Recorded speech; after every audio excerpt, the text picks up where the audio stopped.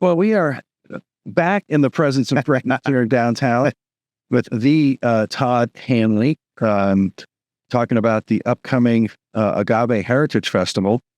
And I'll let you know, we did this interview not 2 or 3 years ago, I think. It was in the lobby of the Hotel Congress, wasn't it? Yeah, I think with your friend that was doing, she real estate agent / marketing gal. That was for American Dream TV. And I think you and I spoke for Lifelong Streetcar.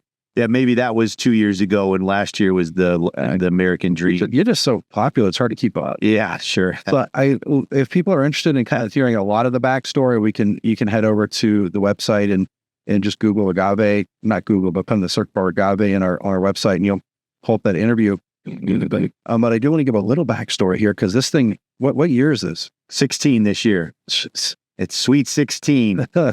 And when you started, was this what you envisioned for year 16? I had no idea. I mean, you envisioned a year 2? Yeah, well, we knew year 2 would be there because back in that particular time, 2008, 2009, not a lot of people are coming downtown without a specific reason. And it started, Cinco de Mayo weekend, tequila, margaritas, cocktails. No, I mean, it's far exceeded where I thought it would be, even when I knew I didn't want it just to be a mezcal bar or mezcal festival. It's turned into something that's beyond really anybody's comprehension when it comes to the festival around the celebration of the agave plant. It's pretty wild, actually. Was there a transformative year, or is it just... Gary Nabhan in 2017. Okay. Gary is kind of a world-renowned ethnobotanist, food writer, food activist. He just took it to a whole new level because he just opened doors, and I just blasted right on through every door he opened for me. From Arizona Sonora Desert Museum, Mission Garden, down into Mexico. Yeah, 2017. Then what drives you to bust through those doors when they're open? What was your passion for this? Well, for this festival, and that larger existential question, I can't answer here. That's a bit too much for anybody to handle. What drives me? But the festival itself is just originally to bring people downtown, originally to keep Hotel Congress relevant, because it's an adaptive historic hotel that does so much. And for me, the agave was a nice symbol of what the Hotel Congress represents. But then it grew to, I just want Southern Arizona to be a place where you can visit, live, sleep, eat, play, and understand the history, the culture, the heritage of it. So, and the agave plant is so prolific in this region, it was like a perfect symbol. I mean, saguaro is what most people think of in the desert, but for me, I think of the agave plant. I think it has so many applications. So just my passion and love for Southern Arizona, the beauty of the desert, really.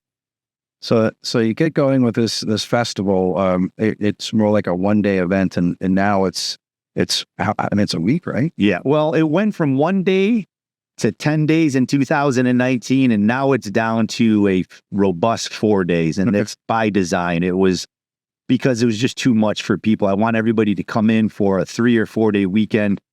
Part of this reality is ecotourism, sales tax. I mean, obviously that's what makes the world go around on some levels. But now it's 4 days, 50 events. It's really rooted in education, conservation, but the vessel, pun intended, is the spirit and the food to bring you to the table and talk and learn. So then a 4 day event, let's get this, we'll talk about at the end as well, but what are the dates on this event?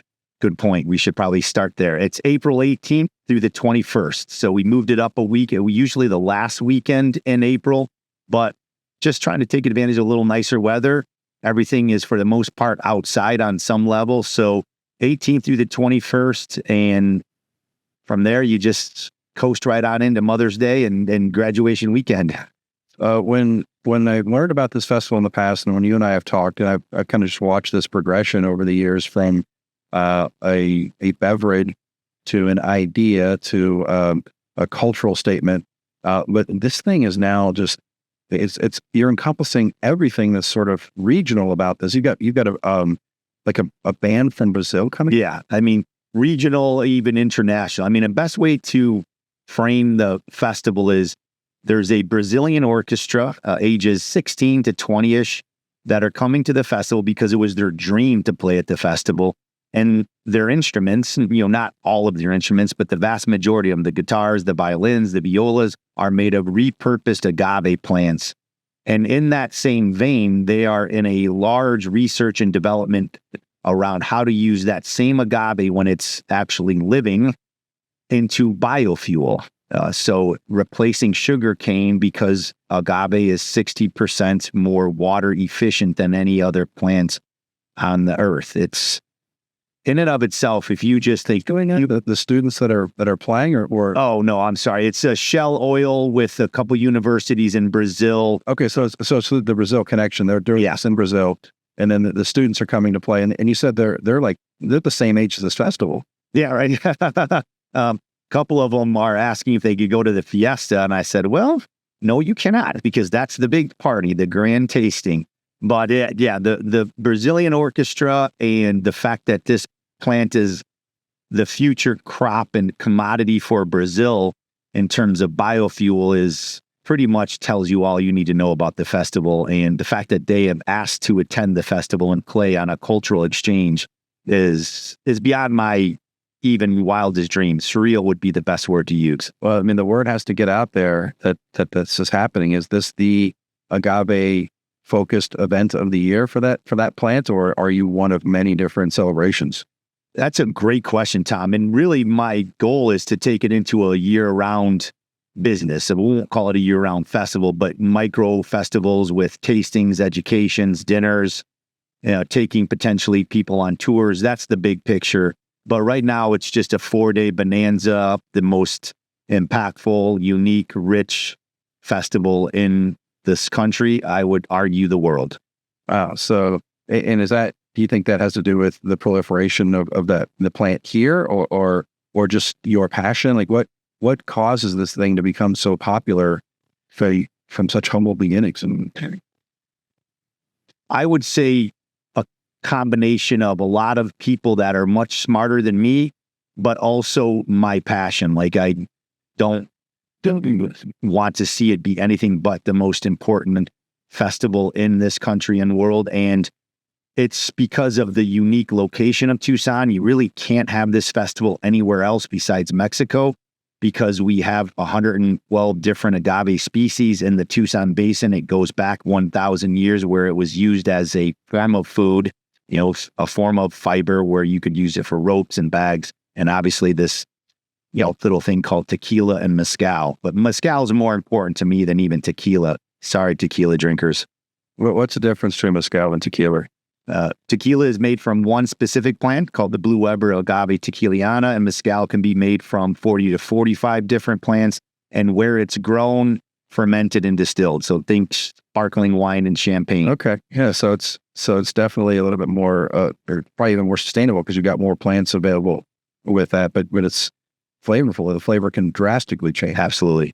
And that's why I like coming on these shows. Tom's so smart. He even just picked up on the sustainability component of it with this 40 to 45 different plants.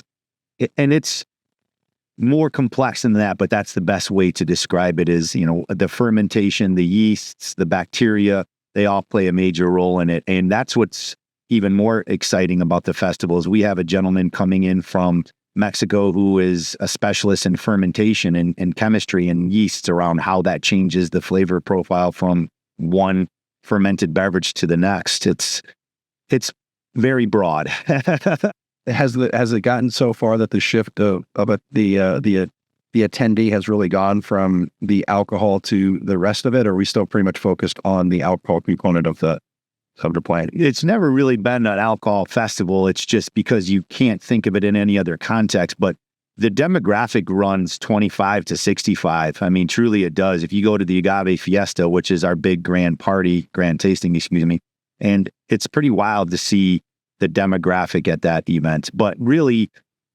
it's conservation festival that develops a stronger sense of community, a stronger sense of place. But we also have to have this consumption component because everybody likes to eat and drink, and everybody likes to sit at a table and talk about what they're eating and drinking. And sometimes that gets them to the table and they leave with information and practices they didn't know they had coming in. 100%. That's been always the vision. It's the long con, right? Absolutely. Don't tell them they're learning anything. Just give them some food and drink, and then we'll figure it out. So it's let's talk more specifics about the festival. It's a 4-day event. Is it a like buy one and you're in, or do you go to each event, or how does that break out?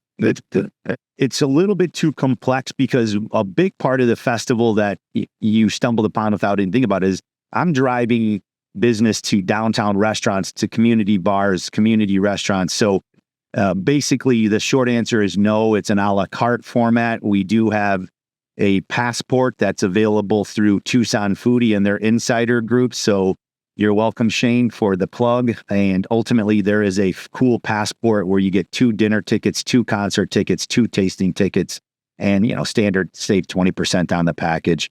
But most of it is a la carte. Okay.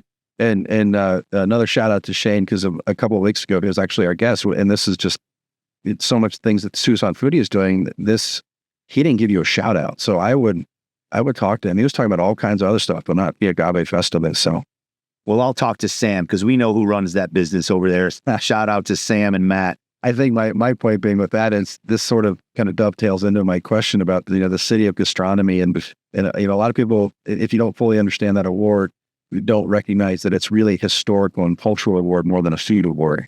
And what you're doing and what Hotel Congress is doing with Pueblo de Maíz and all these other events that you celebrate our region, the things that are natural and inherent to where we are, that's a big part of why Tucson's so popular in that scene. I would say that's the single most impactful part of why Southern Arizona, Tucson has become a wonderful tier 2 city in the eyes of people outside of Tucson is, that whole city of gastronomy, that cultural and heritage component of the agriculture and the food.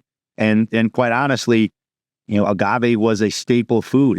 There are many, many research documents. There's documentaries that agave was one of the, we'll call it the fourth sister, not just squash, beans, and corn, but agave was a source of food. And it played heavily into the city gastronomy's designation when they wrote it, Jonathan and Gary and that crew. So yes, 100%. And for me, that's why the festival is so unique, is because it's not just a beverage festival. It's not just a culture festival. It's also a food festival. Mm. And we know how unbelievably amazing our food is in this region. We every year, James Beard comes here and just gives us, accolade after accolade. Well, that component of gastronomy is something that's been it seems obvious when I think about it, but it took me a while to realize that we're getting back to a sense where we're looking at things holistically. We're not looking at, hey, this thing provides this item. This thing provides these items. And how do we use all of this and use it wisely versus just extracting what we need and discarding the rest?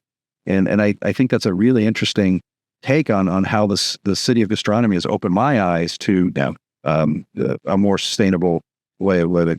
Agreed. And I think we all can be very myopic at times with our approach to life because it's hectic, it's difficult.